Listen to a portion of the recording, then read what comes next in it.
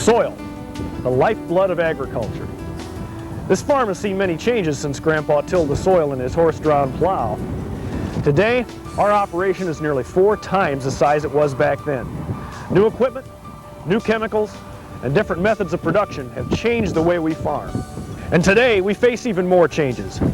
Government regulations, health concerns, and a new global economy are having a direct impact on our bottom line. It's getting harder and harder to make a profit, and I know we're not alone.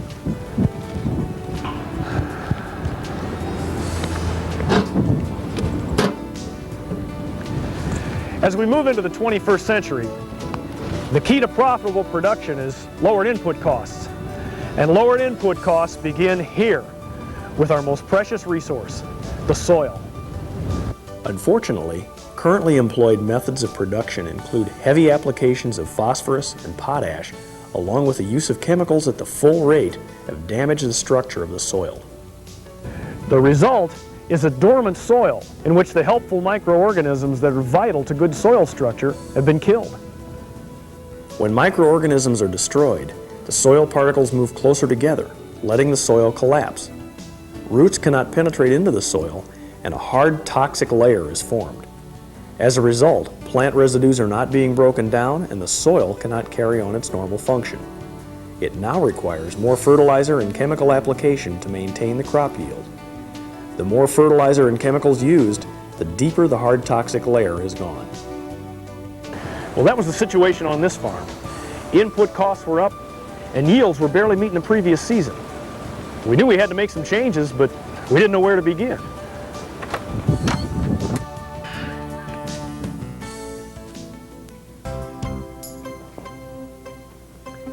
And then I learned about Farm for Profit Research and Development, the nation's leader in sustainable agriculture.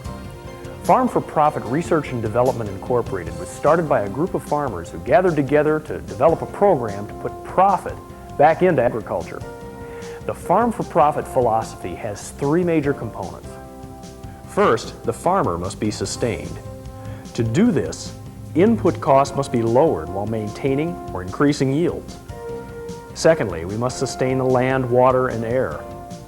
The soil is our most precious resource, and as stewards of the land, we must strive to renew the soil life by removing the hard, toxic layer that destroys the delicate balance of air, water, nutrients, microorganisms, and other soil life. Now, it's important to remember that the soil is the filter through which water passes on its way to underground aquifers. So in order to sustain the water supply, we must first clean the soil. Farm for Profit also believes that since most chemicals used in production have a very low volatile point, we must capsulate the chemical to protect the quality of the soil and reduce the amount of chemical needed. The third point of the Farm for Profit philosophy is that we must address the growing concern over the concentrated level of toxins found in our food supply. Recent research indicates that unacceptable levels of DDT and other toxins are being found at alarming rates throughout the food chain. We must take action now to reverse this disastrous condition. That is why Farm for Profit exists, to sustain the farmer by sustaining the land, the water, and the air. Well, they sure got my attention, so I decided to learn more about the Farm for Profit program. You know, I was amazed at what they showed me, and I think you will be too. The Farm for Profit program consists of 4 steps: soil management, plant nutrition, reduced chemical usage, and education and training. Step number 1 is soil management. This step is the backbone of the Farm for Profit philosophy. Renewal of the soil is essential to the survival of the American farm. We have to eliminate that hard, toxic layer and reverse the damage that's been done by years of chemical saturation. Now let's see what has caused this condition in the soil. If we take a glass of water and add 1 drop of oil to the glass, the oil spreads over the entire exposed area of water. Eventually, the water evaporates out of the glass, leaving only the oil film on the sides and bottom of the glass. Keeping this example in mind, let's look at the soil. Here we see that all healthy soil should be made up of about 50% minerals and organic matter, 25% air, and 25% water. There must be air and water in the soil to keep the microorganisms alive and active. This is a microscopic view of soil particles. This is the way healthy soil should look. The soil particles are surrounded by a film of water.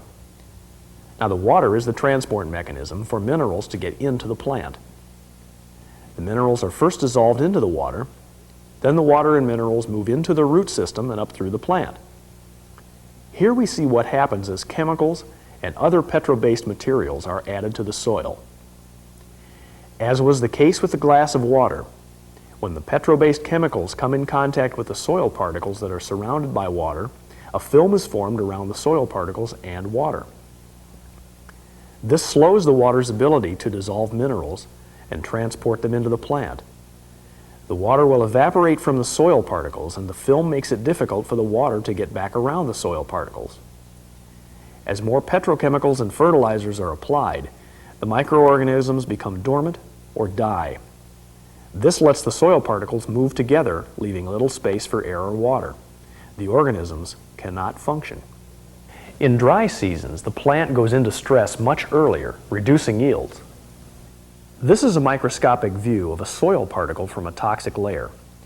It's surrounded by a layer of petro-based material. As the Step 1 Achieve and Remedy are added to the soil, the petro-based materials are put into solution and attacked by the microorganisms. As the petro and fertilizer materials are digested, carbon, hydrogen, and oxygen are released into the soil along with the materials the plant needs. Air and water are now able to return to the soil. The soil particles are again surrounded by water, and the nutrients in water become available to the plant roots. The soil becomes mellow or tilthy. Now, managed soil is aerated soil that contains free water, available nutrients, microorganisms, and soil life, earthworms, etc. The materials are dissolved from the soil particles by the water and made available to the roots as needed by the plants. In the hard, toxic, layered soil, more water is needed to produce a crop. Water is very slow to get into the soil. The soil is easily eroded and has very little water-holding capacity. The soil organisms are dormant, and with less water to evaporate, the plant will come under stress much earlier. In well-managed soil, there's a large water-holding capacity. The soil is stable and well aerated. It will receive water when it's raining or being irrigated. The soil is healthy. There will be evaporation, but at a slower rate than in hard, toxic soils, and more water and nutrients are available for plant use. Farm for Profit's Step 1 Achieve and Remedy was developed in 1986 and put on the market in 1988. Remedy puts more life in the soil than any other product we've used. After using several other types of similar products, the Farm for Profit group has proven Remedy to be superior when it comes to putting new life into the soil. In fact, Farm for Profit Step 1 Achieve and Remedy are the only products of this type to be tested together and to be listed on the EPA's contingency list. For proper soil management, Farm for Profit recommends blending the proper amounts of Remedy and Achieve in non-chlorinated water and applying the mixture to the soil. When Remedy was applied with a 3-18-18 True Solution fertilizer directly on the seed, an increase in organism activity in the soil resulted. For fall application, the best results have been obtained by applying Achieve and Remedy with non-chlorinated water to the soil. The soil may then be mold bored or chisel plowed with outstanding results. In a no-till situation, the Step 1 program may be applied directly to the residue or with a Coulter injection system. Doing this in the fall yields better results. 4 to 6 inch penetration of the Achieve and Remedy mixture can be expected by the following spring. The soil will work much better in the spring, resulting in better soil management the first year. In the case of wheat, alfalfa, or pasture, this combination can be applied as early as possible in the spring when new growth is starting to show. For other spring applications, Farm for Profit has gotten very good results by incorporating the non-chlorinated water, Achieve and Remedy the first time on the field before planting. It takes air and water to make the microorganisms work.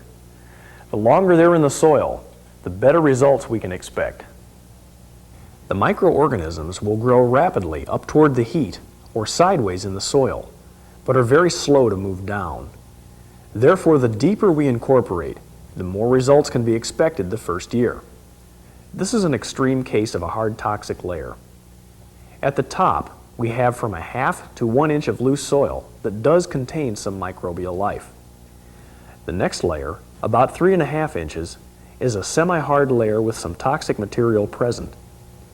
The center layer, about 8 inches in depth, is very hard and very toxic. It's impossible for a root system to grow and stay healthy in this layer. The fourth layer is again a semi-hard layer about the same hardness as the second layer. The bottom layer, the subsoil layer, is very good and would hold a large amount of water if the water could get down to it. Rainfall during the growing season is very slow to get through this hard toxic layer, and the subsoil mixture cannot get back up to the root zone because of the shelf created by this hard toxic layer. Most capillary movement is stopped by the layer. Keeping in mind that this layer is only 3.5 inches deep, we find no roots more than 2.5 inches in the soil. You'll notice that 90% of the feeding of this plant is coming from the brace roots. These are conditions in the soil which cause lodging, stalk rot, and premature dying of the plant. This is what managed soil should look like. Notice the massive root system, the mellowness and tilth of the soil. This soil will receive water. The water will enter the soil and not run off as it does when there is a hard toxic layer in the soil. This digging is 14 inches from the stalk of the plant and about 16 inches in depth. You will not find any hard toxic layer here. This condition allows the capillary movement of the water up and down in the soil. Now this is the way your soil should look. The residue shown here is very important to the life of next year's crop. There's much more nutrient value from this residue than we've been taught to believe. Notice the first year soil management. The life in the soil is the fertility. What we've seen in step 1 of the Farm for Profit program are the differences in soil management which exist in America today. Many farms have a hard pan problem to one degree or another. The hard pan is cutting yields and increasing our crop production costs. If we are to continue farming, we must cut our operating expenses and start getting our soil back to health. A sick or dead soil cannot produce a healthy plant. Only a healthy soil can produce a healthy plant. The Farm for Profit program provides a way to cut production expenses and increase yield. In addition to healthy soil, a plant needs proper nutrition to grow and thrive. Step 2 of the Farm for Profit program is plant nutrition. For optimum plant growth and production, the soil should be composed of 43 to 49% minerals, hopefully with a balanced level of all nutrients, 25% moisture, 25% air, and 1 to 7% organic matter and soil life, microorganisms, earthworms, etc. As we saw earlier, many soils contain a hard toxic layer. These soils show very little tilth and soil life, which has eliminated the airspace in the soil and made it very difficult to hold the water which is needed for plant growth. That's why Farm for Profit emphasizes that the first step must be soil management followed by plant nutrition. Whether it's corn, soybeans, wheat, potatoes, alfalfa, or any other crop, the analysis that Farm for Profit research has found to give the most consistent and best results is a 3-18-18 analysis providing an adequate amount of phosphorus and available potash placed in the root zone rather than a broadcast fertilizer application. The available plant food supplied by the True Solution fertilizer needs to be present in the root zone, especially in fields with poor tilth, because the roots have a hard time penetrating the soil to obtain the nutrients for the most profitable production. All soil nutrition programs must begin with a good soil test. Using the right tools and keeping your samples uncontaminated is very important. Next, the sample should be sent to a laboratory with the latest technology. Many soil tests are in a form that isn't easily understood. Farm for Profit will teach you how to read a soil test, and we'll talk more about that later.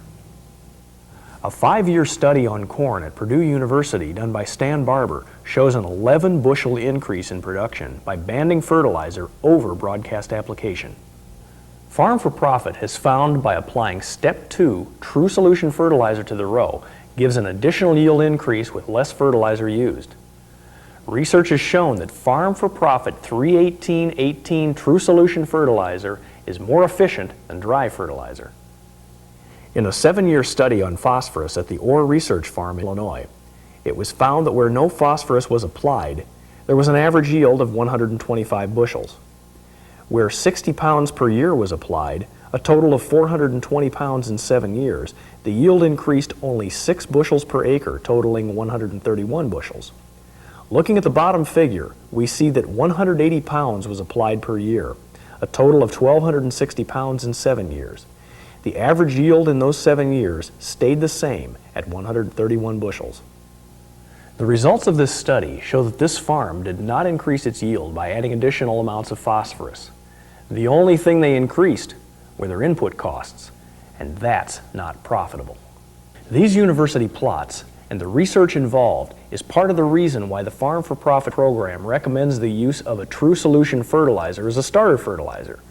They believe that the fertilizer product should be placed in the root zone rather than broadcast over the soil. This is the Bob Sellers farm in Winchester, Illinois. Bob's farm has good soil fertility. His soil test recommended 3 gallons of 318-18 fertilizer. Bob was not sure that a small amount of fertilizer would be significant for the crop. But you be the judge. The rows on the right were treated with 318-18. The rows on the left were untreated. A quality fertilizer begins with quality raw materials. Farm for Profit has signed contracts with manufacturers that guarantee the quality of the fertilizers that carry the Farm for Profit name. Besides P and K, we must also consider nitrogen in our plant nutrition program. Farm for Profit has found that a soil with very little tilth or soil life and a hard compacted zone close to the surface is unable to hold and utilize one heavy application of nitrogen fertilizer. Our best results have been obtained by applying nitrogen at least twice during the growing season. At least 50% of the nitrogen in the form of 28% liquid should be broadcast pre-plant and incorporated. Many Farm for Profit farmers are using this as a carrier for herbicides. In the Farm for Profit program Step 2, Plant Nutrition, most of the members are reducing their crop production expenses by utilizing a True Solution fertilizer in the row rather than broadcasting fertilizer. Split-shot nitrogen application is utilized, reducing the total amount of nitrogen applied. Most Farm for Profit members following these programs are saving from $15 up to $40 per acre on their fertilizer program costs. Its future is in your hands, so take care of it. Give it a balanced diet through the Farm for Profit program, and it will give you everything it can genetically. Large, sound ears, which means profit for you. Your Farm for Profit representative can explain these recommendations in more detail. Now, Step 3 of the Farm for Profit program deals with reducing chemical rates by using Step 3 vegetable oil. By blending herbicides and insecticides into the soybean oil, we can reduce the rates of these chemicals and provide considerable savings on our total chemical costs. Step 3 vegetable oil is a homegrown product consisting of 93% once-refined soybean oil and 7% of the highest quality emulsifiers available on the market today. By using Step 3 vegetable oil to capsulate the chemicals, we are surrounding the molecules and protecting that chemical from exposure to oxygen and sunlight, which are two of the factors that degrade chemicals most rapidly. In addition, using Step 3 vegetable oil in your spraying program helps to improve the uniformity of the spray droplet size, helps reduce evaporation, and cuts down on the physical drift of the spray particles. It also increases the coverage of the chemical on the leaf surface, and because of the sticking qualities of Step 3 vegetable oil, the problem of wash-off is greatly reduced. In fact, a 2-inch rainfall 1 hour after applying chemicals capsulated in Step 3 vegetable oil will not reduce chemical activity. This field of corn on the Farm for Profit program utilized a herbicide program of 1 pint of Dual and 1 pound of atrazine capsulated in Step 3 vegetable oil. As you can see, the field is perfectly clean this close to harvest. The soybean field on the left was treated with 12 ounces of Fusilade capsulated in 16 ounces of Step 3 vegetable oil. The field on the right had no treatment, and the beans did not get harvested because of Johnson grass. By using Farm for Profit Step 3 vegetable oil, this farmer was able to utilize 12 ounces of Basagran, 1.5 ounces of Butarac 200-2,4-DB, and 6 ounces of Post blended into the Step 3 vegetable oil. As you can see, this field has outstanding weed control. These rates are reduced by 50% or more. This farmer was able to achieve excellent control by applying when the weeds and grass were less than 3 inches in height. Here we see the same herbicide program, but applied 10 days later. Note a few more grass and broadleaf weeds. This same field at harvest time shows what a 95% weed control program looks like. The folks at Farm for Profit believe that with their program, 95% control of the grass and broadleaf weeds is adequate. Too much cost is involved, and too many mistakes are possible in trying to achieve 100% weed control. This chart compares soil test levels after the application of crop oil mixed with herbicide sprays. In the first comparison, the vegetable oil applied with the herbicide shows a P1 level of 30 and a potash level of 222. The 6 rows right next to that were treated with the same herbicide program blended in a crop oil, which did reduce the P1 and potassium nutrient levels in the soil to 18 and 200. Now the final test shows the results of a 3-year study. The same herbicide program has been used on the check as on the crop oil side for 3 years in a row. As you can see, the P1 soil test level has decreased over 50% in those 3 years, from 98 to 44. Also, the potassium has decreased over 50%, from 456 pounds to 224 pounds. This is a story that remains untold when your chemical salesman recommends that you use a crop oil to improve grass and weed control. By simply switching from a petroleum-based crop oil to a vegetable oil or soybean oil, you can benefit dramatically in available nutrients for your crop production. And if you're going to switch to vegetable oil, there's no better oil on the market than Farm for Profit Step 3 vegetable oil. Farm for Profit makes sure that only the best quality ingredients are used in any product that displays the Farm for Profit name. A general rule of thumb in using Step 3 vegetable oil is 1 quart of oil if incorporating or pre-emerging chemicals and 1 pint of oil when post-emerging chemicals. However, you should always use a little more Step 3 than total liquid chemical. Now, Farm for Profit can't guarantee 50% chemical reductions in all growing conditions, but they will work with you to determine the best chemical programs for your farm. And speaking of working with you, that's where Step 4 of the Farm for Profit program comes in. Farm for Profit research, development, and training provides round-the-clock support, local representatives, and ongoing research to continue developing solutions to today's farming challenges.